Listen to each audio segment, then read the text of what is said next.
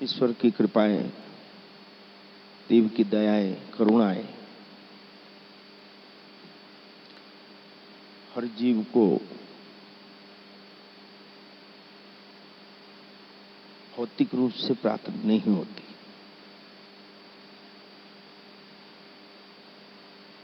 उनकी करुणा, परमेश्वर की दया हमको विवेक के रूप में, भावों के रूप में और सजगता के रूप में प्राप्त होती है। और इन चीजों को समझने के लिए सिवाय सत्संग के और कोई मार्ग नहीं।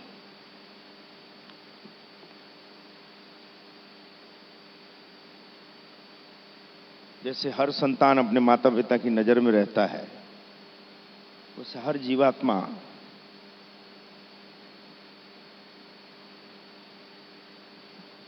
कितनी प्रार्थनाओं के बाद, कितनी मनुहार करने के बाद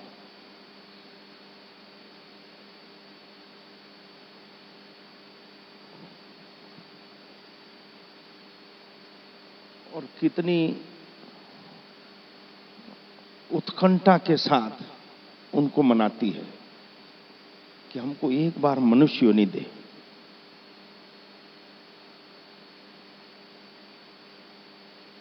हर जीवात्माएं इस तड़प के साथ परम तत्व को मनाती है कि मुझको मनुष्य योनि दे, मैं अपने स्तर से अपनी आत्मा को ऊंचा उठाना चाहता हूं।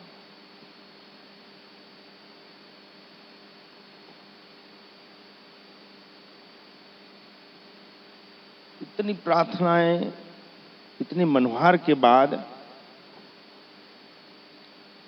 आपकी इतनी प्रार्थनाओं के बाद ईश्वर अपनी रजामंदी देता है, पर लेकिन किंतु परंतु हर जीवात्मा के साथ उसका एक आध्यात्मिक गाइडर नियुक्त करता है कि तेरी गारंटी क्या कि मनुष्य योनि में जाने के बाद तो सत्कर्म करेगा, अपनी आत्म योनि को ऊंचा उठाएगा।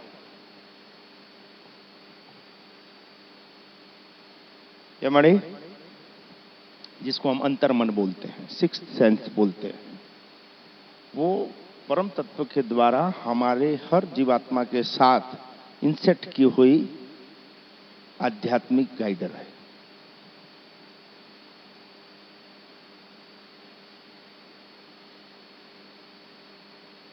लेकिन वो जितना प्रॉमिस करके हम आते हैं मनुष्य योनि में, जहां इस लौकिक जगत में आए, हमारी संगतें, हमारा समाज,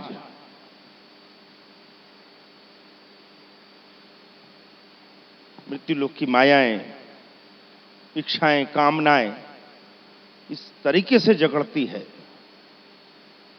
वो जितने कमिटमेंट किए रहते थे ना, वो सबका पूरा बना कचरे के डब्बे में, और एक से एक एक्सक्यूज देना चालू करते। करना तो चाहते हैं, लेकिन घर वाले को देखना पड़ता है, घर वाले को देखना पड़ता है। करना तो चाहते हैं, लेकिन परिवार को देखना पड़ता है। हम करना तो चाहते हैं, लेकिन समाज को देखना पड़ता है। देखना तो चाहते हैं, करना तो चाहते हैं, पाना तो चाहते हैं तुझको, लेकिन दुनियादारी भी देखनी पड़ती है।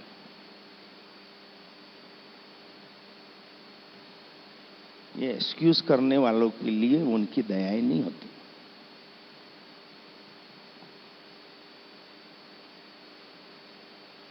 टाइम बहुत कम है, इसलिए जो शॉर्ट में बाकी था पिछले हफ्ते का वो पूरा कर दें कि लौकिक जगत में सफलता के लिए और अलौकिक जगत में सफलता के लिए वैसी कौन सी चीजें हैं जो हम मिस कर जाते हैं और फिर हम पछताते हैं।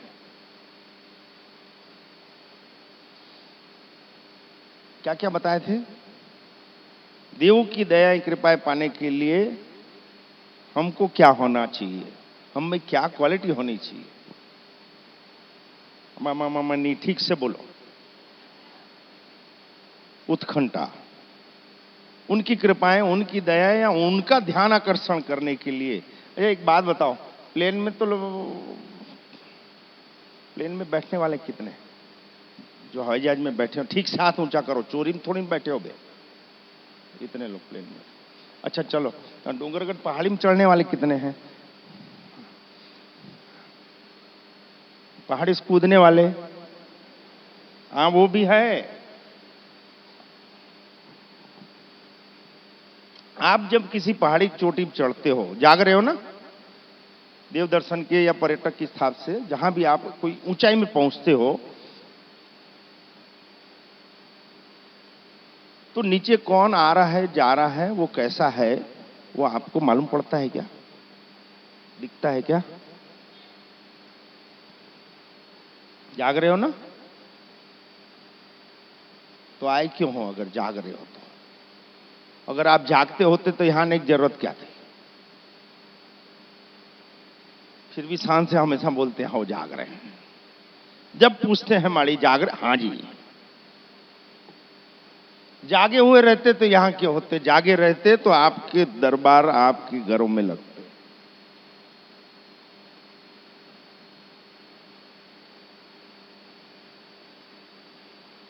हम पहाड़ की चोटी में रहते हैं, एक ऊंचाई में रहते हैं, तो हम नहीं समझ सकते कि नीचे चलने वाला वो जीव कैसा है, क्या है। मालूम पड़ता है क्या? हवाई जहाज में जाते हैं, प्लेन जब रनवे पकड़ता है और स्पीड लेता है, वहां से 7वीं से 8वीं सेकंड के बाद आप आपके घर की गली नहीं पहचान सकते। आपने किसी ने नोटिस नहीं किया होगा, पर गली की सुइयों के साथ बोल रहे हैं कि रनवे आप जहां प्लेन चालू हुआ, जमीन छोड़ी और 8वीं सेकंड के बाद आप आपके शहर के, आपके घर की गलियों को नहीं पहचान सकते। ट्राई मारना, कभी मौका मिले। तो ये कैसे संभव है कि वो परम तत्व अखंड ब्रह्मांड के ऊपर बैठी शक्ति इतनी फुर्सत में है कि वो मेरी और तेरी नंगाइयों को देखती रहे, या मेरे और तेरे शुभ कर्मों को देखती रहे? अरे कि स्थूल वाहन में बैठने के बाद आप नहीं पहचान सकते अपनी घर की गलियों में जहां आपने बरसों गुजार दिए, तो वहां से आप जीवात्मा को देखने के लिए उसको फुर्सत नहीं है। उसने एक सिस्टम बनाई है। मृत्युलोक की एक सिस्टम है, उस सिस्टम को आप फॉलो करो और ब्रह्मांड की समस्त सुख सुविधाओं और संपन्नताओं को पाओ। लेकिन जानवरों से बदतर हम किसी सिस्टम को हमको फॉलो नहीं करते। सिस्टम को ओवरटेक करना, कानून को तोड़ना हम गर्व समझते हैं। इतनी ऊपर बैठने वाली महाशक्ति, उसके नीचे अखंड ब्रह्मांड पड़ा है, कितने ही सूर्य, कितनी ही सृष्टियां चल रही है। तो मात्र एक ही, सिर्फ अगर उनका ध्यान हमारे तरफ आकर्षित करना है, उनकी कृपाओं को उतारना हो, तो एक ही का एक ही मात्र एक ही साधन है जो मुझको समझ में आया और जी रहा हूं।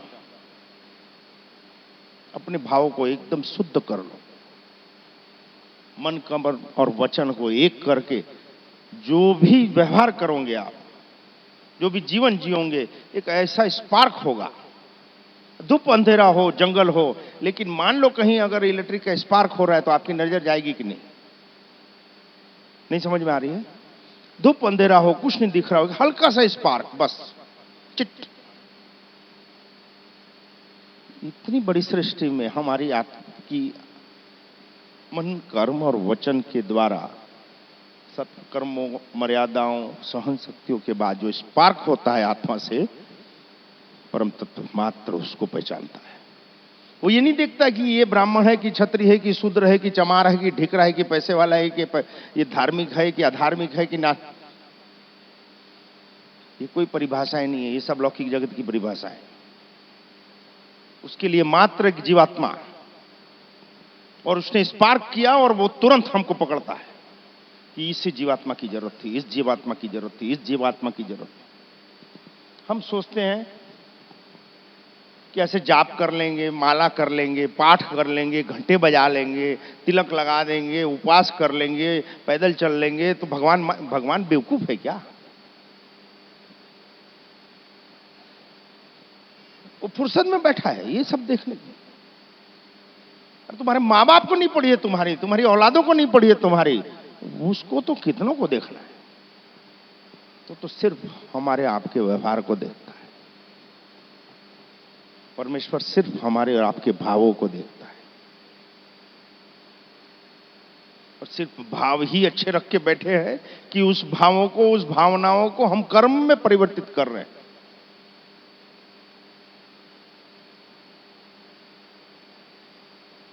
उसके बाद हम कहीं क्वालिफाइड होते हैं। तो सब मरे जाते आईक्यू के लिए। ये बात हो रही थी पिछली बार, माड़ी बोल रहे थे आईक्यू के लिए। कितने होशियार है, कितनी डिग्रियां ली, पोंगली बना लो, डिग्रियों को चाटोगे कि डिग्रियों के द्वारा आपको जो नौकरियां मिलेगी, आवक होगी, उसको वापरने की आप में अगर भान नहीं है तो क्या करोगे भाई? ऊद करोगे, बत्ती करोगे उसकी। आप में अगर समझ है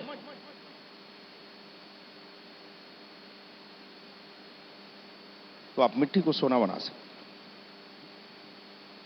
आप में अगर विवेक है तो दुश्मनों को बीच बैठ के राज कर सकते हो।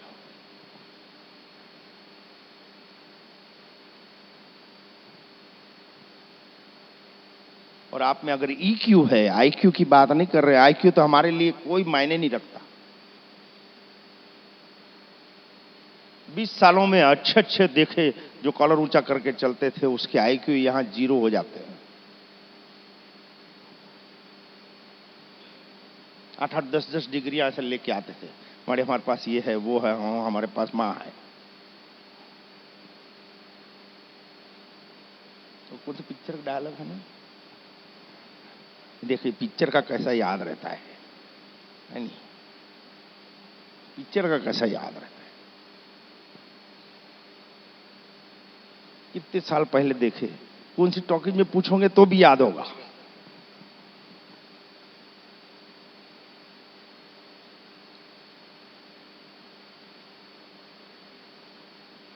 आईक्यू वालों का कोई लेवल नहीं है।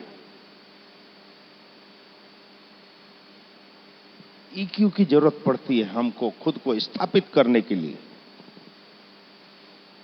और जितने भी तत्व हैं जिसके लिए सभी जीवात्माएं तड़प रही है, दौड़ रही है, बेतहाशा इंद्रियों की शक्तियों को डाल रही है, उसके लिए ईक्यू की जरूरत है, आईक्यू की जरूरत नहीं है।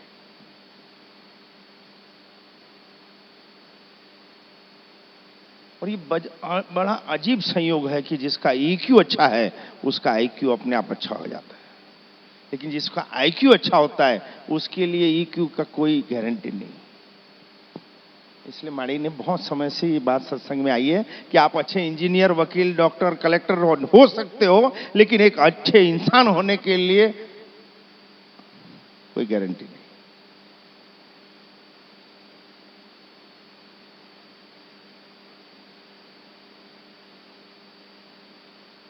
इंटेलिजेंट क्वोशेंट अलग चीज होती है और इमोशनल क्वोशेंट अलग होता है।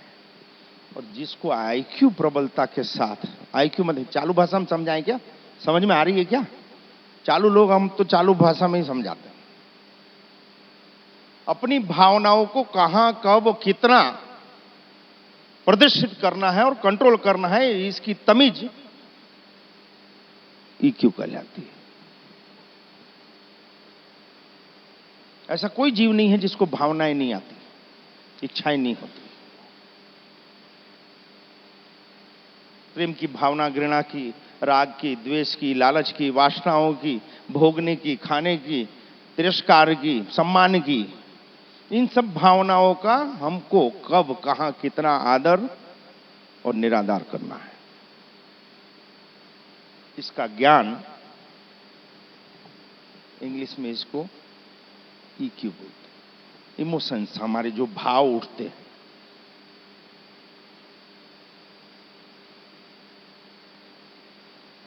और उसको तो हम लोग कुछ मतलब क्लास में नहीं लेते। बस कोई आया तो आओ जी, बैठो जी, तो सामने वाला भी मालूम है कि सामने हमको ये दिखावा कर रहा, फिर बोले नहीं भैया बहुत अच्छा हमारी आपता साप्ता की। वो भी जानता है, दोनों जानते हैं, साप्ता करने वाला भी और साप्ता पाने वाला भी, स्वागत पाने वाला भी और करने वाला, दोनों जानते हैं कि दिखावा कर रहा है, और फिर भी बोलेंगे नहीं नहीं बहुत अच्छा हुआ। ऐसे भड़वे लोग कुछ नहीं पा सकते। जैसे हो माड़ी बोलते वैसे रहो। मुझको मेरा स्वाभिमान अगर प्यारा नहीं तो ईश्वर को मैं कैसे प्यारा हो सकता? जिसका मैं माध्यम हूं, अगर मैं माध्यम ही खुद के स्वाभिमान की रक्षा नहीं कर सक रहा हूं, तो ईश्वर मुझ पे अपनी शक्ति का हाथ क्यों रखेगा? 3 चीजें बोली थी देव की दया पाने के लिए, और शॉर्ट में चल रहे हैं। उत्कंठा होनी चाहिए, एक तड़प होनी चाहिए, एक मतलब बस तू ही तू, या मार तो भी तू और तार तो भी तू, तेरे सिवाय कुछ नहीं। बोलते तो सब हैं, बोलते तो सब हैं, मानता कोई नहीं, क्योंकि मैं जानता हूं मानता कोई नहीं।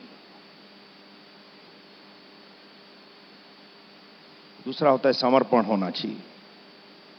सब बोलते हैं हम समर्पित हैं तभी तो आए हैं, श्रद्धा है तभी तो आए हैं। तो बेवकूफ है जब माड़ी ने यहां बिठा ले हमको। वो कितना रगड़ा होगा, कितना घिसा होगा, कितना ठोका होगा, कितना निचोड़ा होगा, तब कहीं ये काली कामड़ी दी है यार।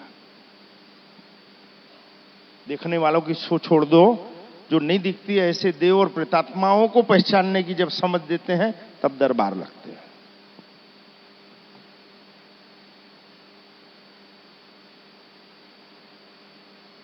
जागृत शक्ति के द्वार कभी भी जाओ, जागृत ज्योत के सामने जब भी जाओ, आप अंदर से साफ होने के लिए जाओ। इस सृष्टि में किसी को कुछ भी अप्राप्त नहीं है,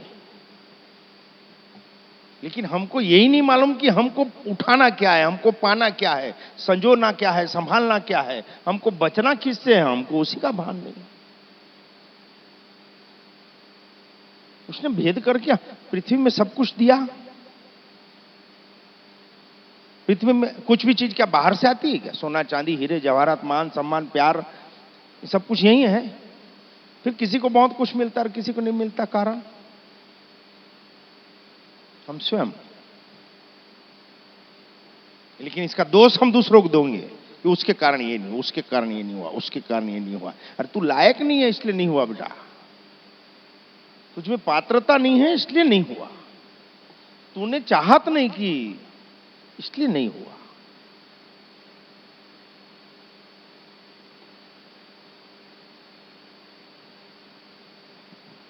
पहली उत्कंठा, उसको मिलने की तरफ, दूसरा समर्पण, और तीसरा नकारने की ताकत होनी चाहिए हम में, ना बोलने की ताकत होनी चाहिए।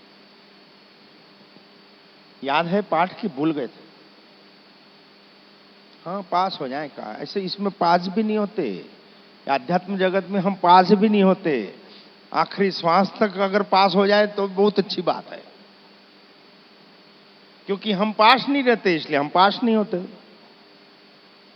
जितने पास रहोगे उतने पास होंगे।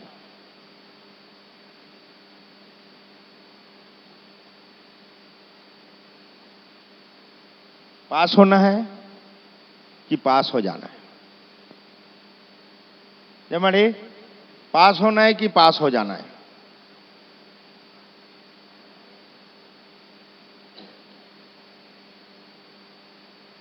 अगर अग्नि के पास रहोगे तो कैसा लगेगा? अगर अग्नि के पास रहोगे तो कैसा रहेगा, कैसा महसूस होता है? अगर शेर के साथ रहोगे तो कैसा महसूस होगा? अगर सत्य के साथ रहोगे तो कैसा महसूस होगा? ये सब एक दूसरे के पर्याय हैं।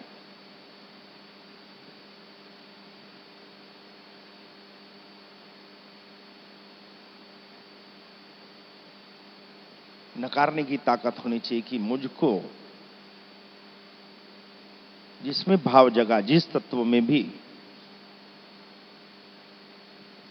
जिसमें मेरी लगनी हो गई, जिसमें मैं तड़प जाता हूं, जिसके लिए मैं उसको पाने के लिए उसके मार्ग में आने वाली सभी चीजों को, सभी रिश्तों को, सभी रुकावटों को नकारने की ताकत मुझ में होनी चाहिए। लेकिन वही करना तो चाहते हैं, लेकिन किंतु परंतु बट माड़ी बोलते हैं हट, तुम मेरे काम करने। अरे भक्ति तो मर्दों का काम है, सूरवीरों का काम है, एक्सक्यूज करने वालों के लिए नहीं है। ये तो योद्धाओं का काम है भक्ति, भगोड़ों का काम नहीं है।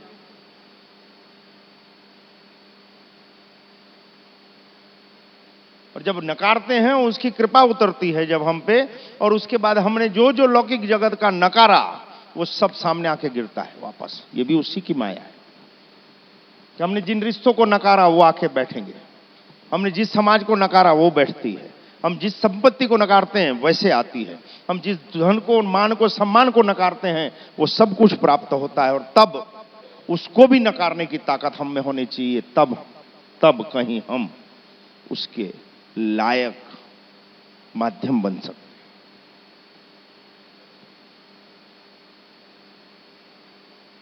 हमारे यहाँ लगभग 80-90% पढ़े लिखी जीवात्माएं आती है। कई बार इसके सब्जेक्ट दिए हैं आप कि आप जो भी कोर्स करते हो, जो भी क्लास में हो, उसमें कितने विषय होते हैं? हाँ जी, 5-7। एक नॉर्मल बात कर रहे हैं, हाँ ना? जो भी पढ़ रहे हो आप, कोई भी क्लास में हो, कोई भी कोच कर रहे हो, कोचिंग कर रहे हो, कितने विषय होते हैं? अब आप अकाउंट में मान लो डिक्टेशन ला रहे हो 100 में 100, बाकी में 0 सन्नाटा, तो क्या आप पास हो? आप अर्थशास्त्र में अच्छा, अकाउंट में अच्छा, अर्थशास्त्र में अच्छा, साइंस में अच्छा, इतिहास में भी अच्छा, एक विषय में भी आप 0 सन्नाटा, तो क्या आप पास हो? तो जीत करेंगे हम, बाकी में 100 लाए हैं। लौकिक जगत की चक्करलस में आप लायक नहीं हो, तो जीवन की जगत में, जीवन जगत में अगर हम सफल होना चाहते हैं, सुखी होना चाहते हैं, तो हमको परिवार में, आर्थिक समायोजन में, इस प्रकृति को रिटर्न देने में, भक्ति में, संस्कार रोपित करने में, स्वास्थ्य को स्थापित करने में, आत्म उत्थान में, इन सभी विषयों में एवरेज होना चाहिए। जबकि इसकी तरफ तो हमारा ध्यान ही नहीं। हम सोचते हैं पैसा आ जाए यार, नौकरी लग जाए यार, बाकी तो सब चुटकियों में, घंट नहीं कर सकते, कुछ नहीं होता इससे, कुछ भी नहीं कर सकते। और सत्संग हमको इस सब में बैलेंस करता है।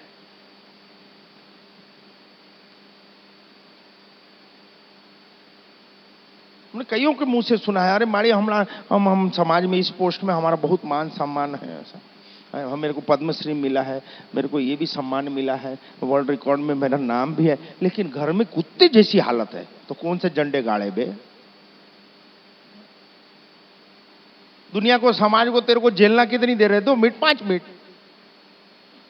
और जिनको भोग रहा है, तो जिस घरवाली को भोग रहा है, जिन बच्चों के साथ तू जी रहा है, जिन माँ बाप से तू पैदा हुआ है, उनके बीच तेरा अगर सामंजस्य नहीं है, तो तू कैसे बोल रहा है कि मैं बड़ा नाम और सम्मान में जी रहा हूं?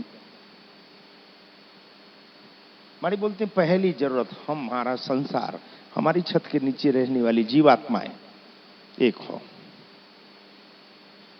यही हकीकत का संसार। उत्कंठा, समर्पण और नकारने की ताकत, ये 3 होती है तो आध्यात्मिक शक्तियां हमारे तरफ आकर्षित होती है। और लौकिक जगत में अगर सफल होना है, स्थूल जगत में, तो भी 3 क्वालिफिकेशन होना चाहिए। क्वालिफाइड होने के लिए, पात्रता पाने के लिए 3 चीजें होनी चाहिए। फिर पूछेंगे जाग रहे हो? हाँ, एकदम सही बात।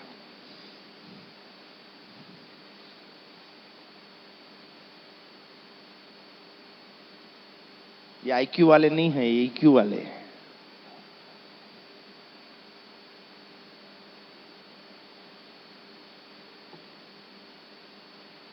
स्थूल जगत में अगर आप अपने आप को स्थापित करने चाहते हो, सफल होना चाहते हो, तो सबसे पहले आपको आपकी औकात मालूम होनी चाहिए। खुद की ताकत का भान होना चाहिए, खुद के दोषों का और खुद की खूबियों का सजगता से अध्ययन होना चाहिए। पहली कंडीशन, हम क्या हैं, मेरे में क्या क्वालिटी। कोई दुनिया में ऐसा कोई नहीं है जिसमें कोई खूबियां ना हो। और ऐसा कोई जीव नहीं है जिसमें कोई खराबी ना हो, संभव ही नहीं है। पर दोनों की सजागता होनी चाहिए, सभानता होनी चाहिए, ज्ञान होना चाहिए कि मेरे में ये कमजोरी है, मेरे में ये दोष है, लेकिन मेरे में ये खूबी भी है। खुद के दोष और बाकी जीवन में आने वाली जितनी भी जीवात्माएं हैं, जितने भी रिश्ते हैं, संबंध हैं, व्यापारी हैं, जो भी लोग हैं, उनकी खूबियां, इसका ज्ञान जिसको हो वो लौकिक जगत का लीडर बन सकता है। यहां तो भैया हम ही हमें, बाकी सब पानी कम है। माड़ी बोलते हैं भैया आप होशियार हो, उसमें हमको आपत्ति नहीं है, हमको बेवकूफ मत समझो। किसी मर्यादा के कारण हम नहीं बोल रहे हैं तो आप ये मत समझो कि हम लल्लू है।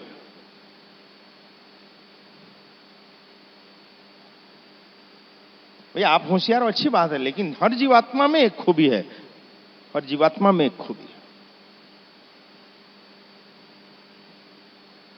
दोनों का ज्ञान होना चाहिए। अच्छा एक बात बताओ, पैसे के लिए हर कोई दौड़ रहा है, हर कोई दौड़ रहा है, हम नहीं दौड़ रहे क्योंकि पैसा दौड़ रहा है इधर।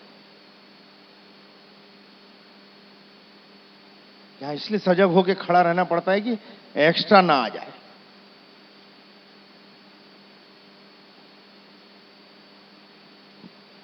जो भी हम कमाते हैं, हमारी जो भी आर्थिक रूप से कमाई है, वो संपत्ति में क्यों परिवर्तित नहीं हो सक रही है? इसका कभी सोचा है आपने? हम जो कमा रहे हैं, हमारी जो आवक है, हमारी जो जमा पूंजी है, वो संपत्ति में परिवर्तित क्यों नहीं हो सक रही?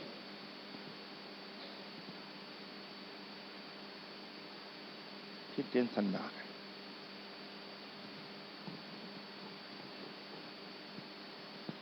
तीन चीजें होती है माड़ी बोले, ये नहीं समझ में आ रहा है 2 बार से माड़ी क्यों इस तरीके के विषय निकाल रहे हैं, क्योंकि इसी की सवाल लेके ज्यादा लोग आते हैं। अच्छा आपको चलो मांग रहे हो उतना पैसा दे दे माड़ी, चलो चलो आज कंडीशन बिल्कुल, आप जो मांगे वो उतना आपको दे दे, और कल से टट्टी जाना बंद हो जाए, चलेगा? अच्छा सुसु जाना बंद हो जाएगा, चलेगा?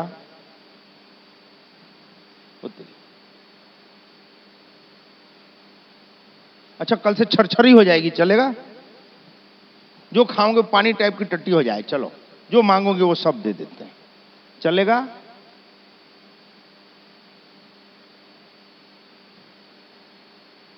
हाथ पर लूलवे हो जाएंगे, चलेगा? पैसा तो मिल जाएगा। सजग हो जाओ,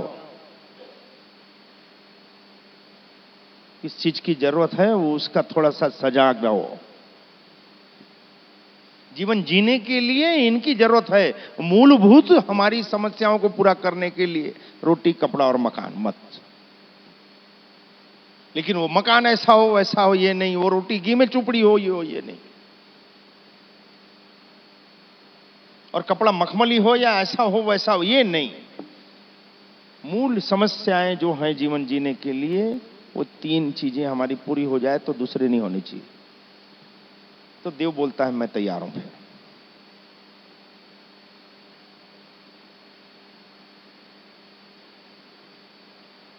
हमारा धन संपत्ति में परिवर्तित नहीं हो सक रहा है, मानते हो कि नहीं? कईयों को देख होंगे आप लोग जो जीते जी बहुत सारा कमाए और मरते मरते भिखारी हो गए। नजरों में आए हैं, नहीं आए? ऐसा बहुत कुछ आया और देखते देखते खत्म हो गया। कारण खुद की औकात नहीं मालूम थी, और समय से पहले और परिपक्वता के पहले कुदरत ने दे दिया किन्हीं संचित कर्मों के कारण, तो जीते जी देख ली और जीते जी खत्म भी हो गया। फिर 3 चीजें आई, बता रहा हूं क्या होता है।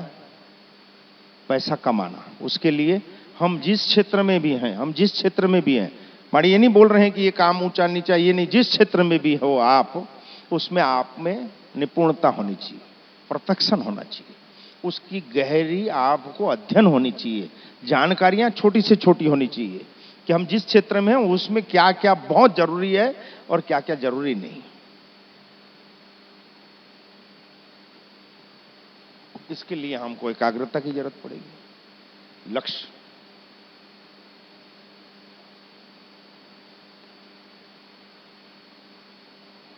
दूसरा होता है फिर पैसा कमाना और उसको बनाना, बढ़ोतरी करना। तो वहां तक भी पहुंच जाते हैं सब, इसमें भी कोई मनाही नहीं, हम स्वीकार करते हैं, ये भी बहुत सहजता से सब लोग पा लेते हैं। पैसे बनाना और उसको बढ़ाना, वहां तक भी चले जाते हैं। लेकिन तीसरा जो इवेंट होता है, तीसरा जो मोड़ होता है, माड़ी बोलते हैं, वो होता है संपत्ति को, संचित धन को आने वाली पीढ़ी को सुपुर्द करना, उसको संपत्ति में परिवर्तित करना अगली पीढ़ी को। यहां बहुत मुश्किल वाला काम है, बहुत मुश्किल वाला काम हो जाता है। संपत्तियां बना ले रहे हैं, संपत्ति धन बना ले रहे हैं, धन को संपत्ति में परिवर्तित करने की कला हमको आध्यात्म दे सकता है, मात्र हमको सत्संग देता है।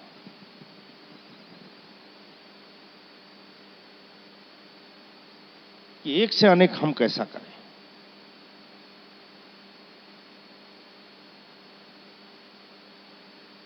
और आने वाली पीढ़ी को अपनी संपत्ति को रूपांतरित करना, परिवर्तित करना, स्थापित करना, सौंपना सिवाय संस्कारों के नहीं हो सकता, और संस्कार जगत आपको नहीं दे सकता।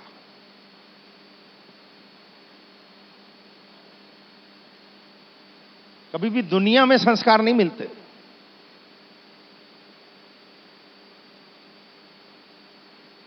दुनिया में अगर संस्कार मिलते और खरीदे जा सकते, समाज में संस्कार मिलते और खरीदे जा सकते, तो फिर आज सब दुखी क्यों होते। हर तबके का जीव, हर संप्रदाय का जीव, हर समाज का जीव बस शिकायतें और टंगड़ी खींचने की प्रथा, बस, और कुछ। संस्कार मात्र और मात्र आध्यात्म से मिल सकते, स्व अनुशासित होने से मिल सकते।